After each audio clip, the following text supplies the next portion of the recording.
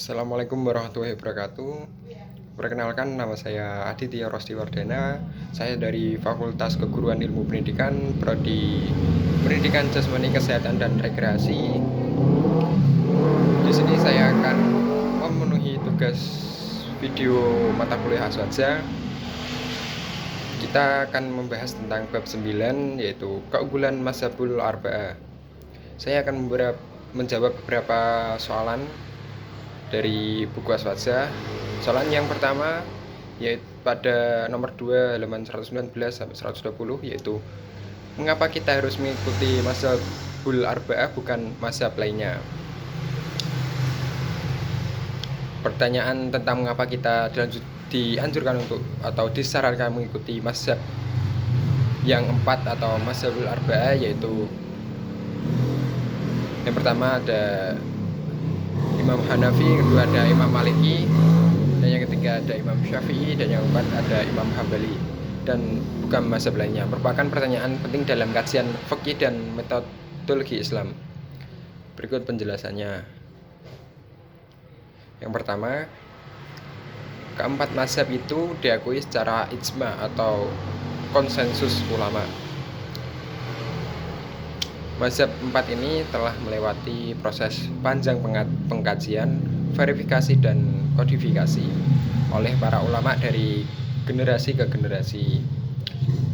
Ulama-ulama dari berbagai zaman sepakat bahwa mazhab 4 adalah mazhab yang valid secara ilmiah dan dapat dijadikan rujukan fikih. Serta mazhab lain memang ada, tetapi tidak semua terjaga dan terdokumentasi dengan baik. Dan yang kedua ada metodologi ilmiah yang kokoh. Keempat mazhab memiliki usul fikih atau metodologi hukum yang jelas dan sistematis. Ini penting karena tanpa metodologi yang valid, fatwa bisa liar atau tidak konsisten. Misalnya cara memahami nas atau dalil, bagaimana mentarjih kaidah istibat hukum, dan lain-lain.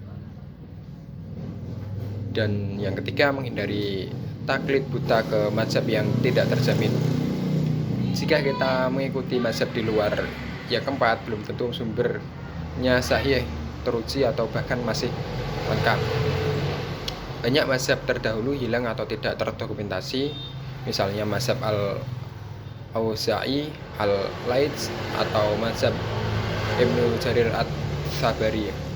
Tanpa sistem pengajaran dan sanad ilmiah yang bersambung, kita bisa tersesat dalam mengikuti pendapat yang tak bisa dipertanggungjawabkan. Dan yang keempat, untuk mempermudah umat dan menjaga kesatuan, jika semua orang bebas membuat mazhab sendiri atau mengikuti pendapat-pendapat langka, akan terjadi kekacauan hukum dan perpecahan umat. Dengan merujuk pada mazhab 4, kita bisa menjaga persatuan dan dalam keberagaman. Bahkan mayoritas dunia Islam secara praktik hanya menggunakan keempat mazhab ini.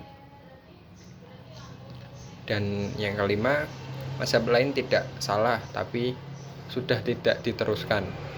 Dalam sejarah Islam memang ada banyak ulama mujtahid yang mendirikan mazhab, tapi mazhab-mazhab itu berlanjut karena pengikutnya tidak banyak atau tidak berhasil membukukan ajaran mereka. Serta maka bukan berarti mazhab lain sesat, hanya saja tidak lagi menjadi rujukan utama karena keterbatasan transmisi dan dokumentasinya.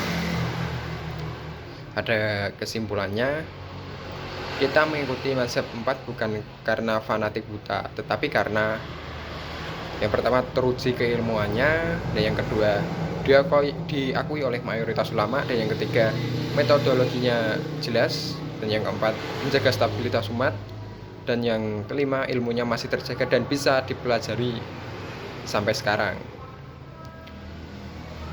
Namun kita tetap harus menghormati perbedaan antar mazhab dan tidak menganggap satu mazhab lebih benar secara mutlak daripada lainnya, karena semua mujtahid bisa benar dan bisa salah. Itu jawaban dari pertanyaan yang pertama.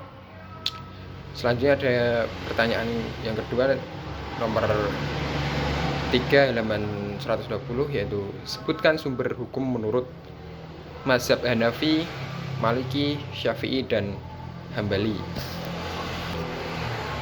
Berikut adalah sumber hukum atau usul fikih dari masing-masing 4 mazhab besar dalam Islam: Hanafi, Maliki, Syafi'i, dan Hambali.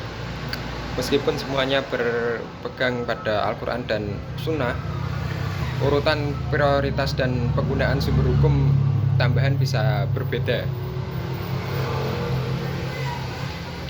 Yang pertama ada mazhab Hanafi, yaitu pendiri Imam Abu Hanifah, wafat 150 Hijriah. Sumber hukum utama pertama ada Al-Quran, As-Sunnah atau hadis, ijma, konsensus ulama. 4, qiyas atau analogi hukum. Kelima ada istihsan atau preferensi hukum berdasarkan kemaslahatan yang lebih kuat, meninggalkan qiyas dan zahir demi keadilan. Yang keenam, urf atau kebiasaan masyarakat yang tidak bertentangan dengan syariat. Yang ketujuh, pendapat sahabat atau atsar. Yang kedelapan, syariat umat terdahulu atau selama tidak bertentangan dengan Islam. Ciri khasnya rasional dan banyak menggunakan qiyas. Imam Abu Hanifah sangat hati-hati dalam menerima hadis ahad. Ada mazhab Maliki, pendiri Imam Malik bin Anas, wafat 179 Hijriah. Sumber hukum utama yang pertama ada Al-Quran, kedua ada As-Sunnah, yang ketiga ada ijma, dan yang keempat ada amal ahl al-Madinah atau praktek masyarakat Madinah pada masa tabi'in sebagai refleksi sunnah Nabi. Dan yang kelima ada qiyas, yang keenam ada istislah atau maslahah mursalah atau kemaslahatan hukum. Yang ketujuh ada sad al-syariah atau menutup jalan menuju kerusakan. Dan yang ke-8 ada istihsan, yang ke-9 ada pendapat sahabat. Ciri khasnya mengutamakan praktik penduduk Madinah sebagai hujah kuat karena dianggap mewarisi langsung amalan Nabi. Dan yang ketiga ada mazhab Syafi'i, pendiri Imam Asy-Syafi'i, wafat 204 Hijriah. Sumber hukum utama ada Al-Quran, kedua ada As-Sunnah, yang ketiga ada ijma, dan yang keempat ada qiyas, dan kelima ada istidlal atau dalil-dalil pelengkap termasuk kaidah-kaidah yang logis. Namun Imam Syafi'i sangat ketat terhadap penggunaan dalil di luar 4 sumber utama di atas. Ciri khasnya kuat dalam penulisan usul fikih. Imam Syafi'i menolak istihsan dan sangat ketat soal sanad hadis. Yang keempat yaitu mazhab Hambali, pendiri Imam Ahmad bin Hambal, wafat 241 Hijriah. Sumber hukum utama ada Al-Quran, yang kedua ada As-Sunnah. Beliau sangat mengutamakan hadis, bahkan hadis ahad jika sahih. Dan yang ketiga ada fatwa sahabat. Yang keempat ada ijma atau terutama ijma sahabat. Yang kelima ada qiyas, dan keenam ada istishab atau hukum asal suatu perkara tetap sampai ada dalil yang mengubahnya. Dan yang ketujuh ada muslahah mursalah, dan yang ke-8 ada sad al-zariyah. Ciri khasnya hadis sebagai pijakan utama. Imam Ahmad dikenal sebagai ahli hadis dan lebih konservatif terhadap ra'yu atau logika.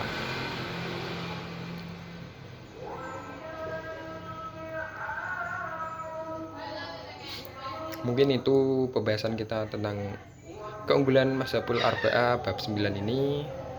Kurang lebihnya saya mohon maaf bila ada salah kata atau salah pengucapan. Saya mohon maaf. Assalamualaikum warahmatullahi wabarakatuh.